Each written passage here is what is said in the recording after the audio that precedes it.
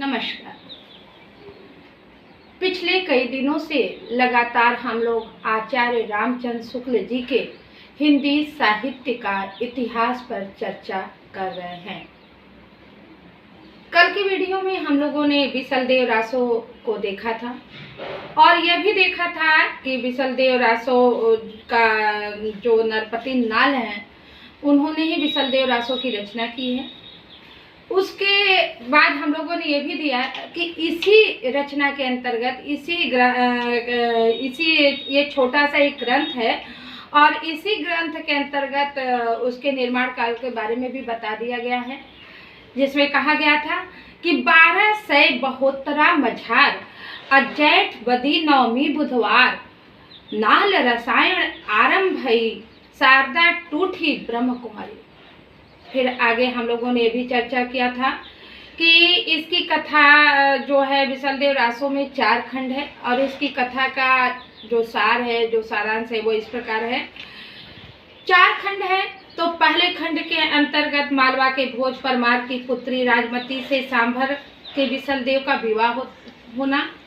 दूसरे खंड के अंतर्गत बिसलदेव का राजमती से रूठकर उड़ीसा जाना और वहाँ पे 1 वर्ष रहना। तीसरी खंड के अंतर्गत हम लोगों ने देखा था राजमती का विरह वर्णन तथा बिसलदेव का उड़ीसा से लौटना। और चौथे खंड के अंतर्गत भोज का अपनी पुत्री को अपने घर लिवा ले जाना तथा बिसलदेव का वहां जाकर राजमती को फिर चित्तौड़ लाना। पिछली वीडियो में यह भी बताया गया है कि बिसलदेव रासो जो है वह गीत वीर गीत के रूप में सबसे पुरानी पुस्तक है। और बिसल शुक्ल जी ने यह भी बताया कि बिसलदेव रासो में रसायन शब्द का बार बार प्रयोग हुआ है, तो उनका ये मानना है कि इसी रसायन शब्द से होते होते रासो हो गया था। तो आगे आज हम लोग चर्चा कर लेते हैं। शुक्ल जी का कहना है कि जैसा पहले कह आए हैं, अजमेर के चौहान राजा बिसलदेव बड़े वीर और प्रतापी थे और उन्होंने मुसलमानों के विरुद्ध कई चढ़ाइयाँ की थी और कई प्रदेशों को मुसलमानों से खाली कराया था। दिल्ली और झांसी के प्रदेश इन्हीं ने अपने राज्य में मिलाए थे। इनके वीर चरित्र का बहुत कुछ वर्णन इनके राजकवि सोमदेव रचित ललित विग्रह राज नाटक में है। अब यहाँ पे शुक्ल जी ने स्पष्ट कर दिया है, यानी उन्होंने पीछे भी बताया जो कि हमारे पिछले वीडियो में है कि जो अजमेर के चौहान राजा बिसलदेव थे ये बड़े वीर थे और वीर के साथ साथ प्रतापी राजा थे और उन्होंने मुसलमानों के विरुद्ध कई लड़ाइयाँ लड़ी थी जिसके परिणामस्वरूप उन्होंने कई प्रदेश को अपने राज्य में मिलाए थे और मुसलमानों से खाली कराया था। आगे बताया जाता है कि दिल्ली और झांसी प्रदेश इन्हीं ने अपने राज्य में मिलाए थे और दिल्ली और झांसी प्रदेश जो है वो बिसलदेव ने ही अपने राज्य में मिलाया था और इनके वीर चरित्र का बहुत कुछ वर्णन इनके राजकवि सोमदेव रचित ललित विग्रह राज नाटक जो कि संस्कृत में है उसमें है। यानी इनके वीरता का वर्णन हमें बहुत ही अच्छे ढंग से देखने को मिलता है। कहाँ देखने को मिलता है? ललित विग्रह राज नाटक जो कि संस्कृत में है और जो कि राजकवि सोमदेव द्वारा रचित है, जिसका कुछ अंश बड़ी बड़ी शिलाओं पर खुदा हुआ मिला है और राजपुताना म्यूजियम में सुरक्षित है। ये भी कहा जा रहा है कि ललित विग्रह राज नाटक के कुछ अंश जो हैं वह बहुत शिलाओं में खुदा हुआ है और आज भी राजपुताना म्यूजियम में सुरक्षित है। पर नाल के इस बिसलदेव रासो में जैसा कि होना चाहिए था, न तो उक्त वीर राजा की ऐतिहासिक चढ़ाइयों का वर्णन है और न उसके शौर्य पराक्रम का। श्रृंगार रस की दृष्टि से विवाह और उड़कर विदेश जाने का मन माना वर्णन है। अतः इस छोटी सी पुस्तक को बिसलदेव ऐसे वीर का रासो कहना खटकता है। पर जब हम ये देखते हैं कि यह कोई काव्य ग्रंथ नहीं है, केवल गाने के लिए इसे रचा गया है, तो बहुत कुछ समाधान हो जाता है। शुक्ल जी बताते हैं कि जो नरपति नाल ने अपनी रचना की है विसलदेव रासो, तो इसमें जो इतनी वीरता का वर्णन है तो इतना नहीं है जितना कि विसलदेव की वीरता का वर्णन होना चाहिए था, उनके शौर्य का वर्णन होना चाहिए था। ये सारी चीजें नहीं है।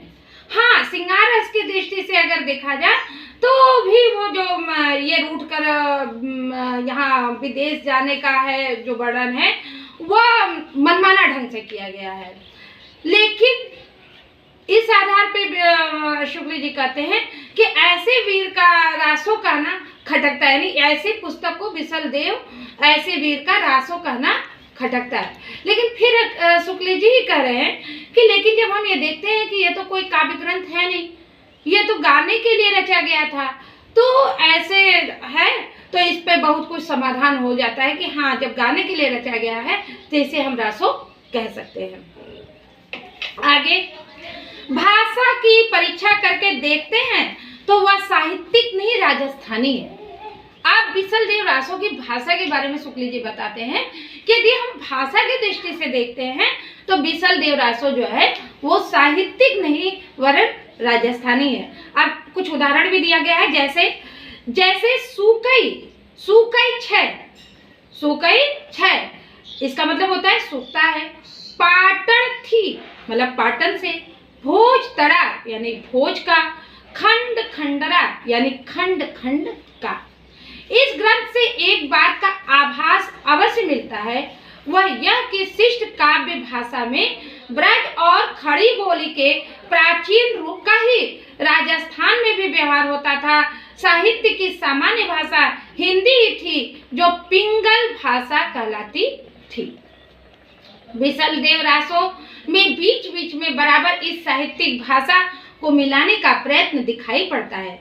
भाषा की प्राचीनता पर विचार करने से पहले यह बात ध्यान रखनी चाहिए कि गाने के चीज के कारण इसकी भाषा के समय अनुसार बहुत कुछ फेरफार होता आया है, पर लिखित रूप में रचित होने के कारण इसका पुराना ढांचा बहुत कुछ बचा हुआ है। उदाहरण के लिए मेलवी यानी मिलाकर, जोड़कर, चिता यानी चित्त में, रड़ी यानी रण में, प्रापी गई यानी प्राप्त हो या किया जाए। इड़ी विधि इस विधि, ईसऊ ऐसा, बाल हो बाला का। इसी प्रकार नयर नगर, पसाव प्रसार, पयोधर आदि प्राकृत शब्द भी हैं जिनका प्रयोग कविता में अभ्रंश काल से लेकर पीछे तक होता रहा। इसमें आए हुए कुछ फारसी, अरबी, तुर्की शब्दों की ओर ध्यान जाता है, जैसे महल, इनाम, नेताजनों आदि। जैसा कहा जा चुका है, पुस्तक की भाषा में फेरफार अवश्य हुआ है, अतः ये शब्द पीछे से मिले हुए भर हो सकते हैं और कवि द्वारा व्यवहृत भी। अब शुक्ल जी स्पष्ट कर रहे हैं कि ये जो शब्द आए हैं ये हुबहू ऐसे नहीं है जैसे ग्रंथ में यानी उस समय लिखा गया था। ये परिस्थितियों के अनुरूप और जहाँ जहाँ ये आया वहाँ वहाँ कुछ शब्दों के हेर फेर भी हुए होंगे। कवि के समय से पहले ही पंजाब में मुसलमानों का प्रवेश हो गया था और वे इधर उधर जीविका के लिए फैलने लगे थे, अतः ऐसे साधारण शब्दों का प्रचार कोई आश्चर्य की बात नहीं। विसलदेव के सरदारों में ताजुद्दीन मियाँ भी मौजूद हैं, यानी विसलदेव के जो सरदार है उसमें ताजुद्दीन मियाँ भी मौजूद है। उसका उदाहरण यहाँ पे दिया जा रहा है, महल पलाड्यों ताजुद्दीन खुरसाड़ा चढ़ी चाल्यो गोल्ड। उपयुक्त विवेचनों के अनुसार यह पुस्तक न तो वस्तु के विचार से और न भाषा के विचार से अपने असली और मूल रूप में कही जा सकती है।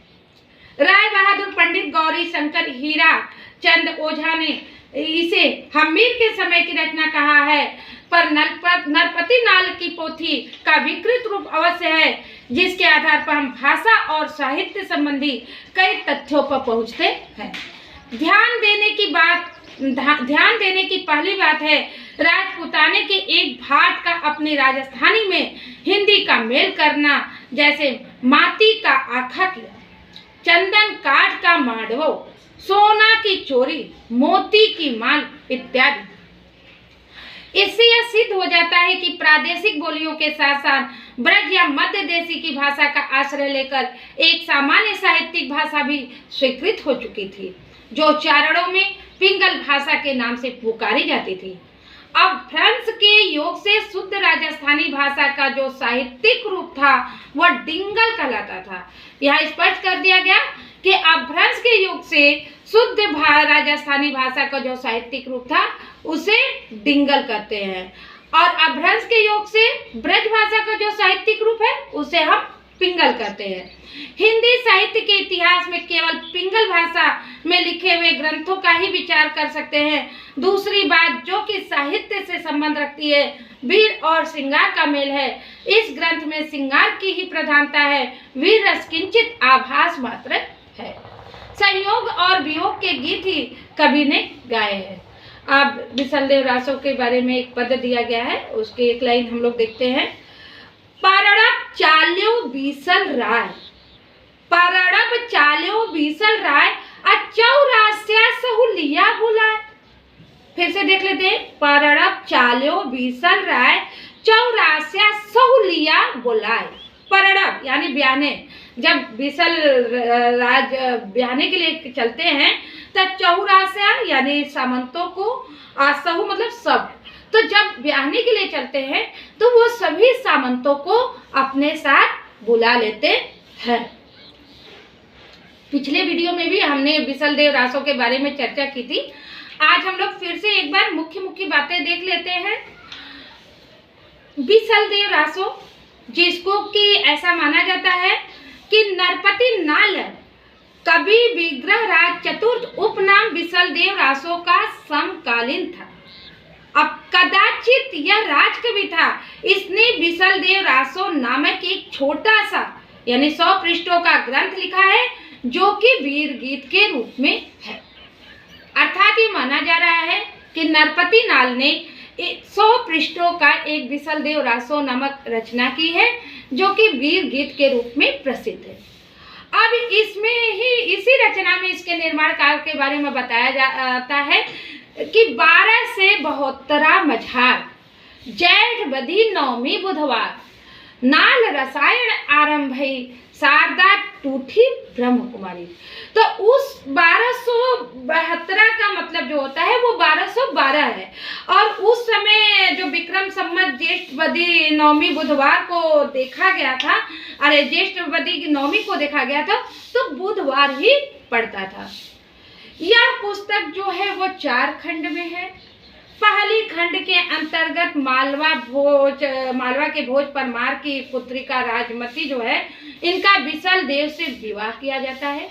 दूसरे खंड के अंतर्गत बिसलदेव राजमती से रूठ कर उड़ीसा चले जाते हैं और वहां 1 वर्ष तक रहते हैं। तीसरे खंड के अंतर्गत राजमती का विरह वर्णन है और राजा का उड़ीसा से लौट के आना है।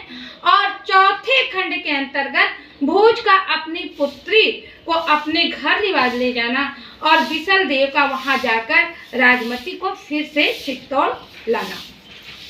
फिर आगे इसके बारे में बताया जा रहा है कि अजमेर के चौहान राजा जो बिसलदेव हैं वो बड़े वीर और प्रतापी राजा थे, और उन्होंने मुसलमानों के विरुद्ध कई चढ़ाइयाँ की थी और कई प्रदेशों को मुसलमानों से खाली कराया गया था।